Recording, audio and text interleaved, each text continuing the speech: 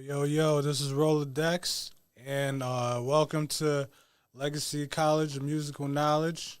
Also with C to C Indie Radio. Like I said, I'm Rolladeks, and so this is the first class I'll be teaching.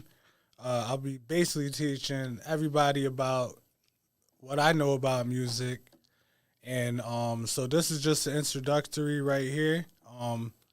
So I figure, I talk about, my experiences with music and also what the course entails and what everybody should expect out of this course.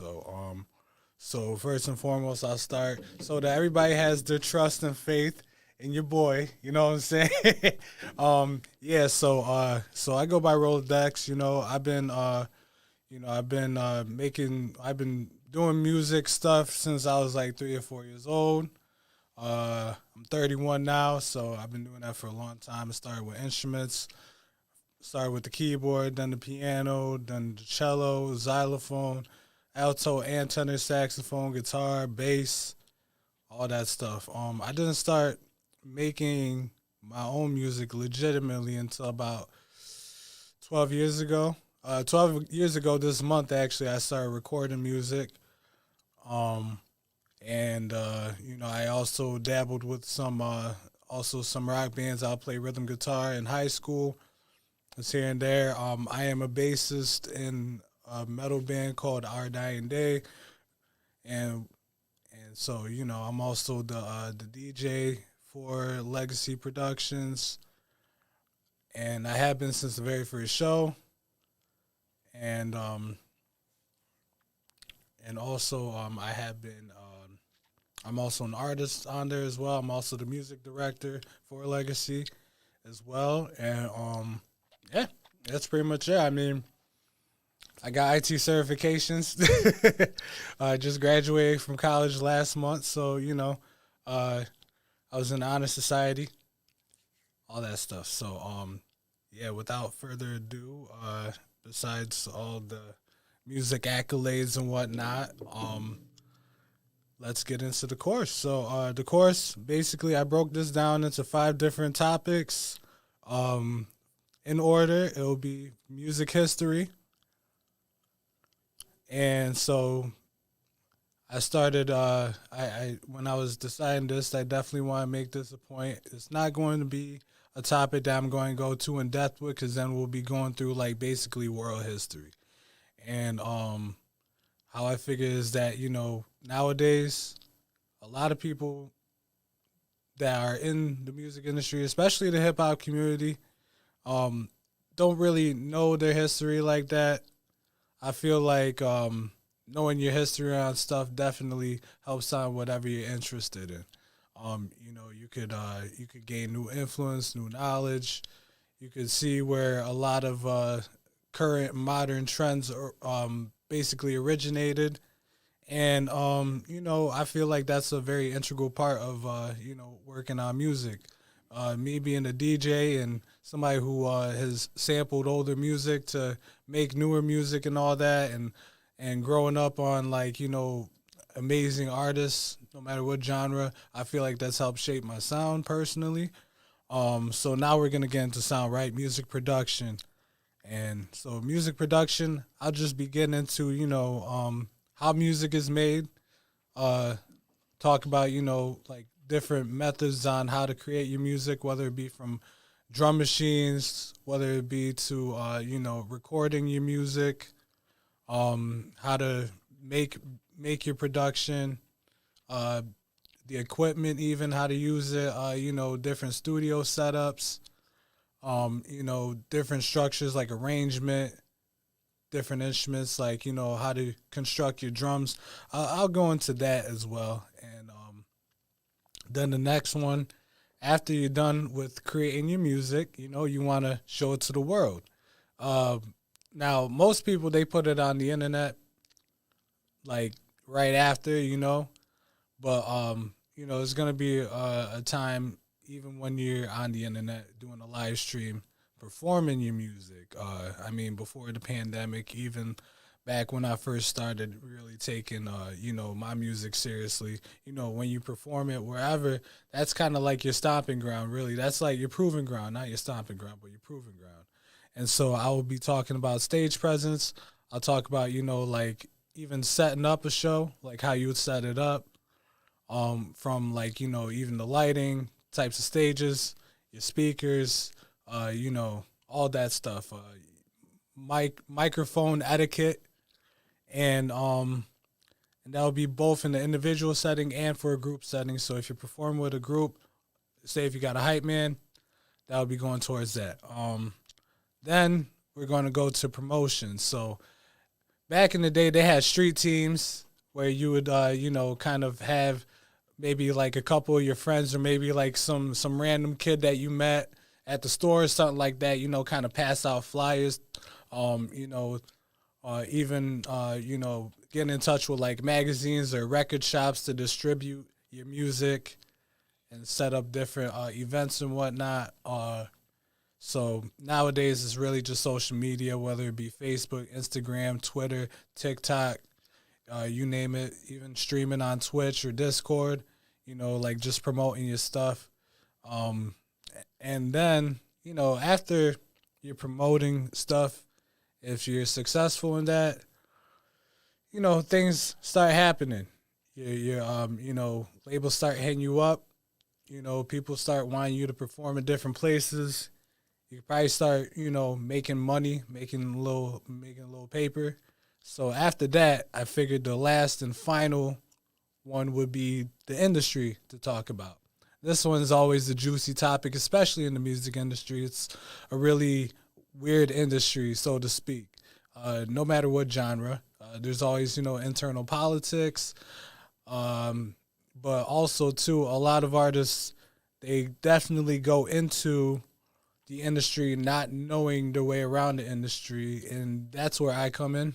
I would definitely want to, this is pretty much the reason why I decided to do this class. I want to educate a lot of people on like what's going to go down once they get into like more of the industry workings. And that can go from, copywriting and publishing your own work. If you sample music, the laws that go in with that as well. The different contracts, which can be from like the 360 deal to anything else. Putting out your stuff independently. The different labels, majors, independents, distribution labels, how all that works. Have label execs from A&Rs and managers, and how that all works. Your finances, whatnot, cash advances. I'll be talking about all that stuff. And basically this course as a whole is to create awareness for anybody who wants to get in the music industry. It doesn't really matter what genre, because it all culminates into the whole wider scope of everything. And I feel like it was, I guess, a duty on my behalf in order to, I guess, help mitigate negative workings in the industry.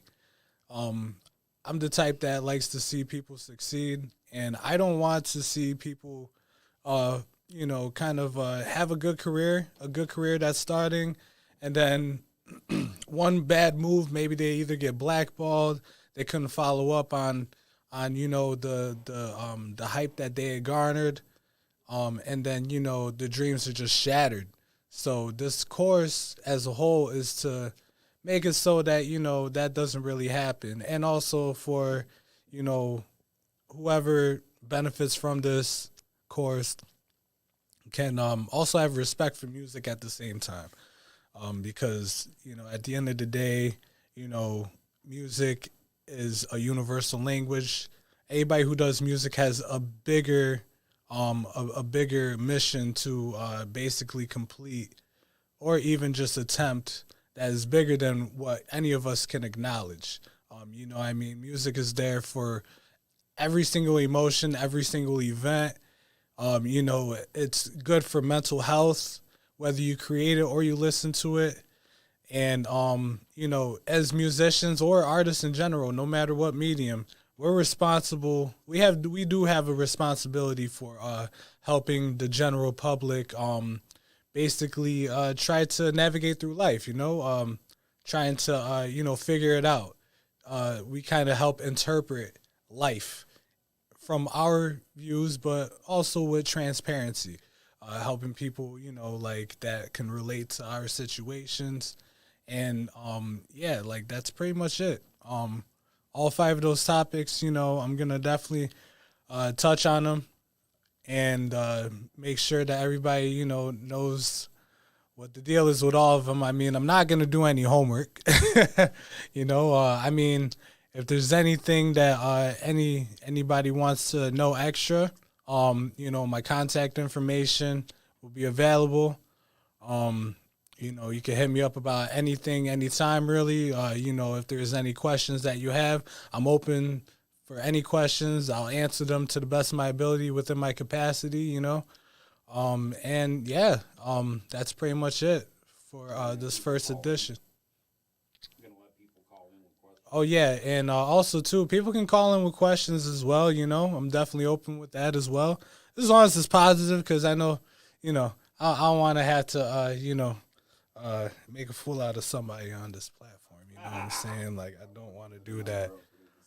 Where like I want to, you know, make this a positive experience, and you know, just everybody have fun with this course. Everybody, you know, learn something, and I'll help you learn too. I've taught many people a lot of things about music in my spare time. You know, I'm still learning as well. I've been, you know, creating music for a long time. I'm still learning stuff myself. And you know, I could, and even though I am teaching everybody, I could still learn from whoever participates in this. I could always learn. You know, learning is a very important part of life and important part of music. You never know. Like one of y'all could know something that have like a different style y'all want to achieve. Y'all could put me on to something, and then you know that's just what it is. You know, it's supposed to be beneficial for both of us. You know. So that would be really cool. That's really my goal is, you know, help strengthen this community too, because you know we're in upstate New York. I'm not from Syracuse, but you know, I'm not that far from it. I'm from Utica, New York, and you know, I feel like anybody can benefit from this. That's just my thing. You know, I'm doing this pretty much out of the kindness of my heart, and just wanting to see people succeed in music and possibly have new collaborators. You never know. You know, maybe y'all be helping me out. So, you know, that's really what it is, man. And you know, this will be cool. I get to you know, talk my mess. Talk my mess, really put y'all on some good knowledge y'all probably didn't even know. Like, believe me, I'll be getting into trap stuff too. Like, I just want to let people know, once I get into that music history stuff, I'm be letting y'all know when you know that trap stuff was really created, and it wasn't by Ti either. So you know, I mean, I'm just gonna leave it at that. Anybody with call-ins?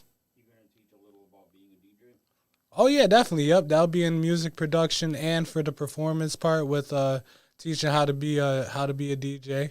You know, be, yeah, because you know with the music production, I'll say this with my DJing. I started DJing not just because of, you know, how much music I know, but mainly I just wanted to put scratches on my own songs, really. That's why I started becoming a DJ. And then after that, like, you know, then it took me back to when I was like 9, 10 years old, making like radio tapes on a cassette. My mom bought a whole stack of cassette tapes, and I started recording them off of there. And they were so clean, my mom would just play them in the car and all that, and people thought that they were bumping a real mixtape. And I'm like 9, 10 years old. I mean, my mom must have got a little bit of the bug because she taught me how to do it. So, I mean, you know, and it just kind of, you know, it got to the point where people found out I was a DJ. And I'm starting DJing events. You know, my first event was at a skate shop my boy used to run. So that was it. I started, you know, like getting booked for that stuff. I done a couple birthday parties. I DJ'd a wedding. I DJ pretty much every single live stream with Legacy, you know, and Yeah, like it's cool. You know what I mean? It's fun, and I mean I kind of put it more on myself because I've DJed for myself as well. So I might have the song playing in the back, and I might be coming out on the mic and rapping. Because I'm also an artist too. So that's just to let everybody know I'm very transparent in all of this. Like, so yeah, the DJing stuff. And it's not even really like the DJing too, like that's where hip hop started. Now I'm not just doing hip hop because that would just be very narrow minded of me to do it. But it could be hip hop, it could be rock music, it could be jazz music, it could be house music, it could be indie music. I love all that music, and I've made a few of them genres too. So yeah, like it's not just to hip hop or R&B or anything like that. Like music is music, and it's all universal. So nobody feel like they have to be a part of something different in order to take anything from this. Like I want to make this as flexible as possible. Um, does anybody in the office have any questions? Or I think Mark asked most of them. Yeah, questions that I've had. yeah, all right, No, I kind of know the background info, so right, yeah. I already have. Well, how about for the crowd's sake, whoever's watching? Anybody got any questions? Call in. Yeah, definitely call in and don't be scared. This is something we want to help out the entirety of Syracuse. Absolutely. And Whoever else is listening. yep, and surrounding areas too, and surrounding areas. I feel like I could be like King Midas, just touching everywhere, trying to create gold out here. And yeah, like I mean, it'll be a good experience. After today, the next classes will have PowerPoints. Because I used to be nasty with PowerPoints back in the day, so bringing that back. Yeah, yeah, yeah. Like PowerPoints are great.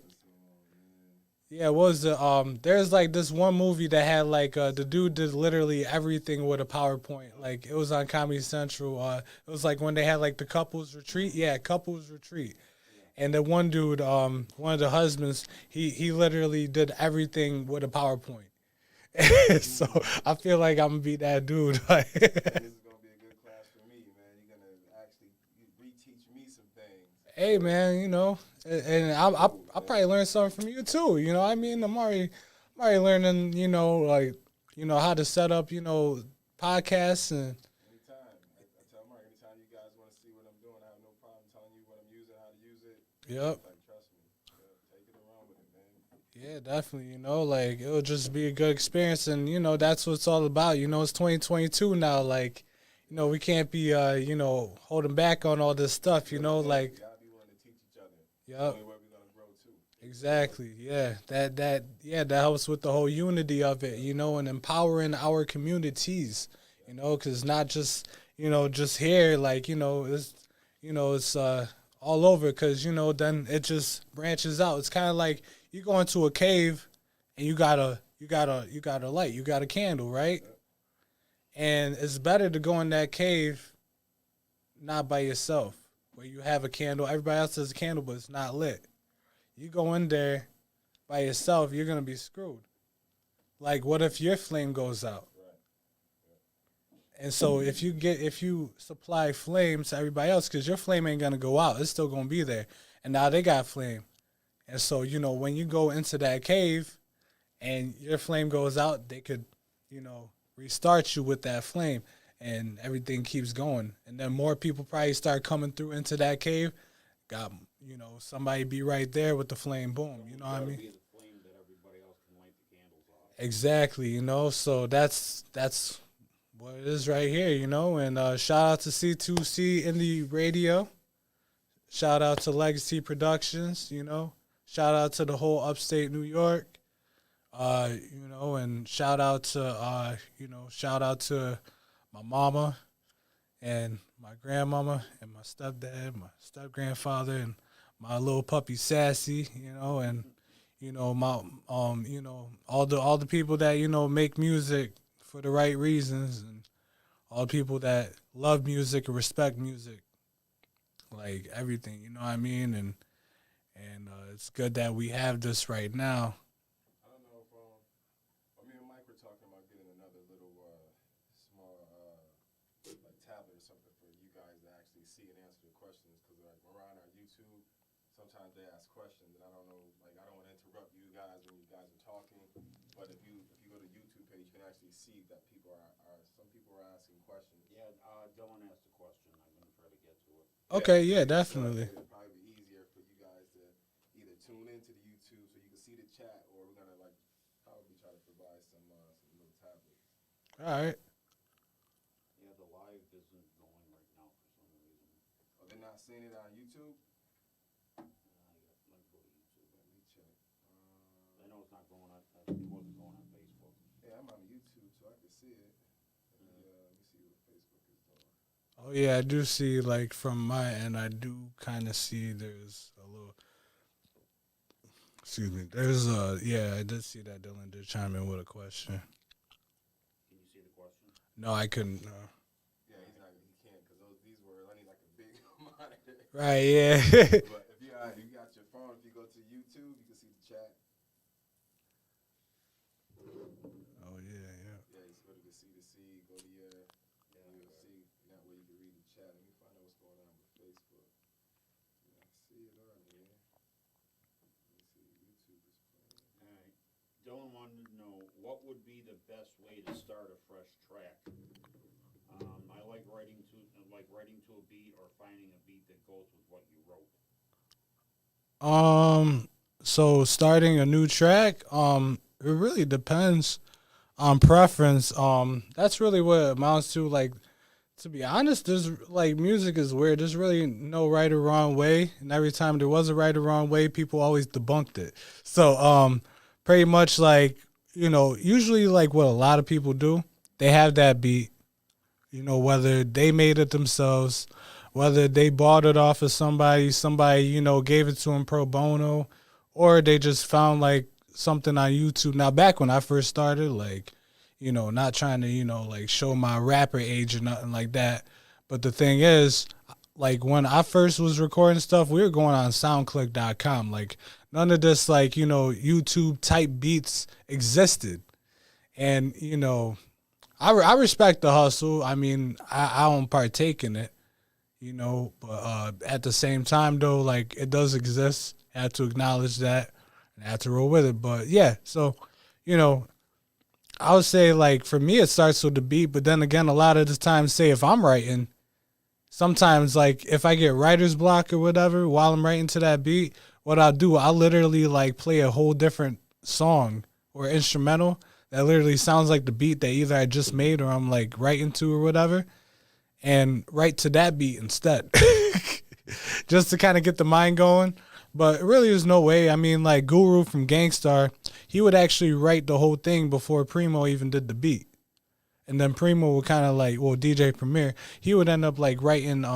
He would make the beat, basically based on what Guru had wrote. Like he already had the title. He already had the bars and all that type of stuff, and then DJ Premier would go in and basically like kind of go off of that. So it really, like even like the jazz artists back in the day, like the thing is Miles Davis, like he would give his whole panel like a blank sheet of paper, which it was supposed to have sheet music. He ain't had nothing on the paper, so you already know how that was gonna go. Basically, it's just whatever that comes up comes up. So. But another thing I want to point out too with that is that it depends on like what type of song you're trying to make, what the concept is. Like say if you're gonna make just like a regular song, it'll be not taking it seriously as something that's like maybe like a song where you're dedicating to something or putting some type of emotion into it. Like then that process gets different. Also too, you gotta know like kind of. It also is like if you want to add scratches or vocals to it, because there's also something called post production, where sometimes after the track is done, either the engineer or the producer will go to the finished track and probably add some stuff to it, whether it be like vocals or a DJ might put some scratches on there, or fade stuff out. It's different things. It really depends, but like it gets real deep with that. Like it can be a whole process. It's dependent on the song or the album. That's really. I hope that answered the question. When you get into the production and everything, what various parts of hip hop are you going to talk about? Um, I'm thinking, you might want to put in something about spoken word too. yeah, I could definitely put in about spoken word because I mean that's pretty much part of it. Like even guys like Wale or anybody who's been on Def Jam Poetry, that's spoken word right there. DMX did spoken word, rest in peace. Most Def did spoken word. Um, I remember on the Common albums, there's a section called Pops Rap, and Common's father would always have like some spoken word thing at the end. It would be towards the end of the album. He did, I think, since like Resurrection, the Resurrection album when he was still Common Sense. So yeah, I'll definitely be bringing that up in there. But yeah, I'll be talking about pretty much everything with hip hop. I'll be talking about um, pretty much the boom bap stuff. I won't really get too much into the 70s and 80s with it. I mean, I will probably talk about like how it like I'll touch on how it was made, like when Marley Marl was chopping stuff up on the SP. Becoming like one of the first super producers, and like Prince Paul when he was part of Stetsasonic and then went to De La Soul. Or like even like Pete Rock, because Pete Rock is still out there killing it. Primo, Q-Tip, all those guys. 80s, like Fat Boys. Yeah, Fat Boys, even like NWA, Dana Dane, you know what I mean, stuff like that. Like, yep, Kumo D, Busy B, Roxanne Shante, the real Roxanne, you know, yeah, all that stuff. So I'll definitely be Boogie Down Productions. Like that's one of my favorites right there. Boogie Down Productions with KRS One and Eric B and Rakim. Yeah, so Eric B. and Rakim. yep. Classic. Absolutely, and Rakim did a lot of those beats too. He did a lot of those beats. Yeah, yep. He did a good amount of that production. Rick Rubin, you gotta add him in there too. Yeah. With the Run DMC joints.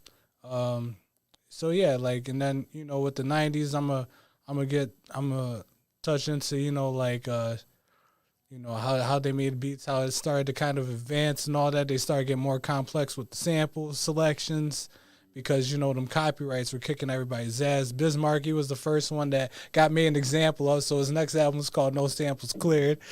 No, I mean All Samples Cleared. Yeah, so stuff like that. Talk about like kind of like how that influenced. I'll also be bringing up like pivotal features and how they contributed to the sound as well too. And also for every like because the general consensus likes trap stuff and drill stuff, things with that pattern and all that. Ti did not start trap. I just want to put it out there right now. He did not start trap. That actually goes back to like DJ Screw, back in like the early '90s, like '91, '92, down in Texas. Like when he put out his slow remixes and whatnot, and then from that you had people like Gangsta Pat, Princess Loco, Tommy Wright the Third. Like that really came from Memphis. All that stuff. It really came from Memphis. Like where like where they started, doing little samples and the 808s and, like the 808 bells and that kind of pattern. Bone Thugs adopted it too. 3-6 was around back in the day, all that stuff. So, it was, that's one thing I want to, get out the way and let that be known because, that's another thing about the history. You know what I mean? Like Gangsta Pat was one of my favorites of that whole bracket. Like that dude, like he did his thing. Like, Going back to Sugar Hill Gang. oh yeah, yep, definitely going. Coincidentally, are on tour now. Really? Yep. Yep. Yeah, off the topic, Dylan wanted to know. So I would need someone that can do that with beats if I got something already written. So is it also a good idea to have a known song to compare to the engineer for how your song goes?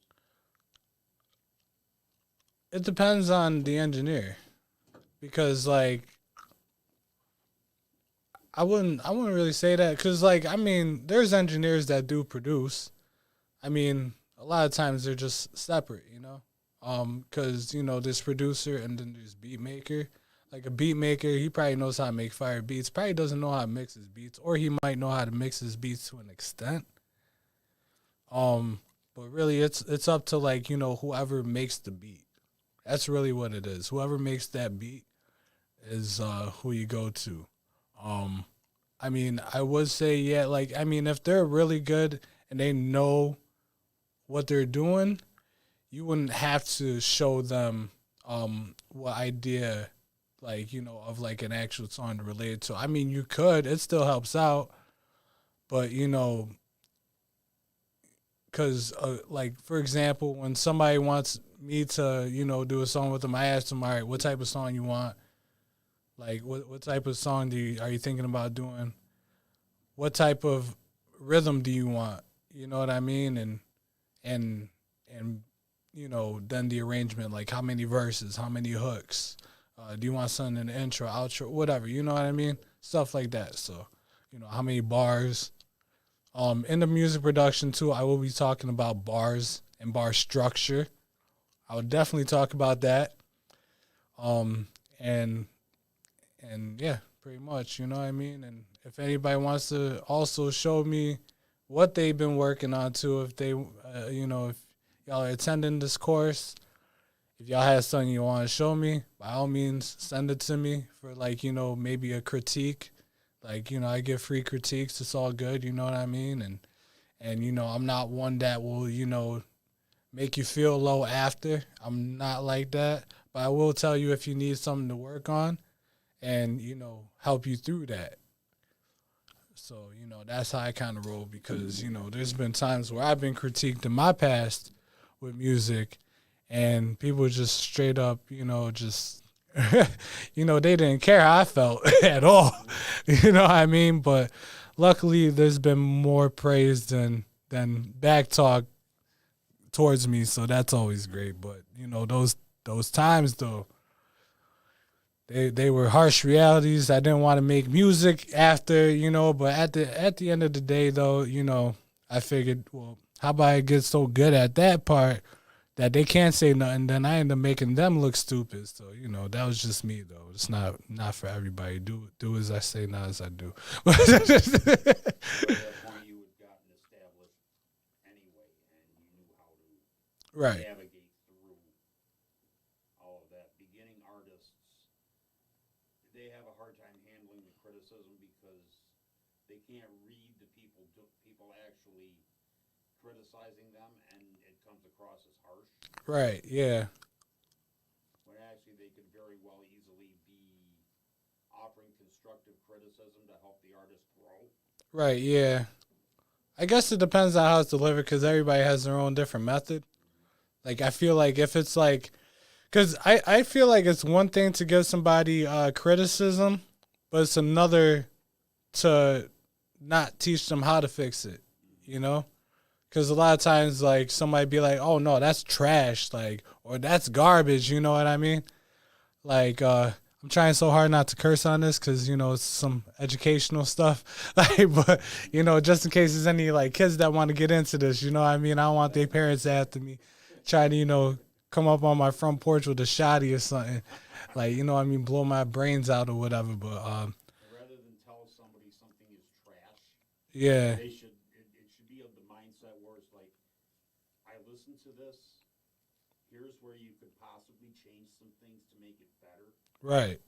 Yeah, exactly. Discourage them from making music at all. Exactly, yeah. Because, you know, like, we're in the age of the troll, too. So, like, you know, a lot of people will say, like, oh, go, you know, I'm not going to try to trigger the audience, but they'll tell them, you know, go off themselves or whatever. You know what I mean? And it's like, nah, that's a little too extreme, really. I would say stay off Yeah, definitely. Yeah, like I and also that's another thing I want to touch too is that I do want to mention I will not be bringing up Facebook and utilizing that as a tool too much in this course because once you get popping and popular, yeah, having a page is cool. You know what I mean, but having a Facebook account is kind of irrelevant. Then you kind of graduate. You got to graduate from that and go on to Twitter. You know what I mean? Like that's just how it goes. TikTok or even Instagram. Yep, TikTok, Instagram is great. I've preached Instagram for a hot minute because you can literally talk to anybody you want on there. You know what I mean? And it's like I feel like it's a mix between Facebook and Twitter because Instagram. I love Instagram because you could do so much with it. You could like promote your music. You could Doesn't have as many trolls. right, yeah. You don't really have that many trolls. It's a better a better internet environment. Like Facebook can be like very detrimental and it also sucks too because like you go on Facebook and everybody and their mom literally got a Facebook. You go on there and all that, you're gonna deal with so much drama, it's ridiculous. And as an artist trying to further your career, you don't want you like yeah, like a lot of people they have beef and all that type of stuff. I'm gonna say this, it's not cool. Having beef is not cool at all. Like we've lost a lot of rappers over the past couple years. We've lost a lot of rappers. Like I mean, like rappers are getting dropped left and right. Like so, having beef is not the best thing. Yeah, like it might seem cool, you know what I mean, but it's really not. It's like you got to kind of like now you get into the business aspect. Like you got to conduct yourself as a business and as a brand, and you got to hold yourself to that high expectation of that as well too. You know what I mean? Like for example, like I mean like there's a lot of guys that came from bad backgrounds and bettered themselves through music because they did it the right way. Like they didn't that's the thing. It's like how you going like if you're making like millions of dollars like creating music, going on tours and all that, why you still selling crack on the corner?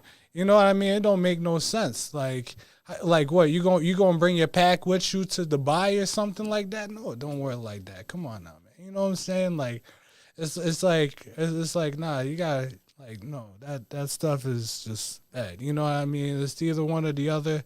You know, cut your bad ties and all that, and just if you really care about the music, you're gonna make it happen. Like regardless, you know what I mean? Better your life. That's what we're supposed to do. Better our lives, Like when we're youngest, even our younger years can still catch up with us. So it's like, gotta just move smart, move efficient, and like just make sure that, you're doing good things on this planet and keeping it positive, like having beef or having ops is not cool. It's really not. It's corny actually. Very corny. And I don't care who gets mad at me saying that, but it's corny. It really is corny. Like having ops. Like, nah, it's not fun. Like, do you like stress? Like, it's like you be trying to make a beat or something or trying to write a verse and record stuff. And then, somebody shooting at your crib and all that. And you'd be like, oh, this is just the life I gotta live. No, it's not, yo. It's not. Like, look, like, you know what I mean? Like, I feel one thing you really need to touch on in production is if you're going to talk about that life, you better be living that life. exactly, yeah. And that's another thing, yeah. Especially if you're going to get called out. Yep, yeah, that's another thing. Yep, in music production, definitely talk like how you live. Like I'll say this, I don't talk about having guns because I ain't got a gun. You know what I mean? But I could actually talk about guns because I worked at a gun factory for almost a decade. So I could probably talk about these guns way better than a lot of other rappers. You know what I'm saying? But one thing is for certain, though, I do talk about beating the crap out of rappers because, I mean, if I have to, I absolutely will. You know what I mean? I might give a little love tap on the jaw, whatever. You know what I mean? As long as I'm defending myself, I ain't going to start no fights like a lot of these rappers do. You know what I mean? Not a lot. I would say about like a good 40, 30%, Depends on what they into, because not everybody like that. But, you never know because there's so many rappers nowadays and so many producers nowadays. And that's pretty much it. Yeah, and also too, if you want to hear my stuff too, I might present. You might be lucky. I might like during the music production. I might even make a beat during the class. I was gonna make a beat, make a rap. You know what I mean, or something like that, just to really show the steps on how to do it. Figure, might as well do it myself, so it's not like I'm just talking and yapping away. Like, actually, show y'all how I get down. I mean, there's a lot of different softwares and methods on how to create the music. I'm just gonna show you how mine is, but you can relate it to all different other stuff. You know what I mean? Like other different programs. Like I use Fruity Loops personally, but you can use the drum machine like an MPC or SP or a Roland. You know what I mean? Or you could use like Ableton, Machine, Logic, Pro Tools. It don't matter. You know what I mean? Like it all intertwines. Like MPC Essentials, like all different types of stuff. Even on Audacity. You know what I mean? You can use all different types of stuff. Different microphones. You know what I'm saying? Like soundproofing. How much they cost? I even talk about how much they cost. Like. Because, a lot of us be working on a budget, especially early in our careers, work on a budget. But you can still get the job done. So, yeah. And I'll be having guest speakers during this course as well, too. I want to mention that. The owner of Legacy Productions, Mark, I'll also have him as a special speaker. Because he's got a lot of knowledge to give as well too, and also have the owners C2C as well. They'll be kicking their knowledge as well. I have a couple of my musical cohorts as well. Be chatting on here, lending some knowledge and it'll be a cool class. It'll be fun. It'll be good. Try and make it educational. Try, expand the mind. And did I mention no homework? Yeah, you did. Yeah. There will be no homework. We don't need homework in this, man, because the homework is just you wanting to, make the music and just create it. So, you creating music, you're doing your homework. That's plain and simple. So that's all I gotta say about that. Do y'all have any more questions at all? Anybody? I haven't seen any more. All right. What's going on? Yeah, so I think that'll end the course. Well, not the course, but the class for today. And next class we'll get into music history and get jiggy with it. So yeah, this is Rolladeks, and shout out to C2C Indie Radio. Shout out to Legacy Productions, and we signing off.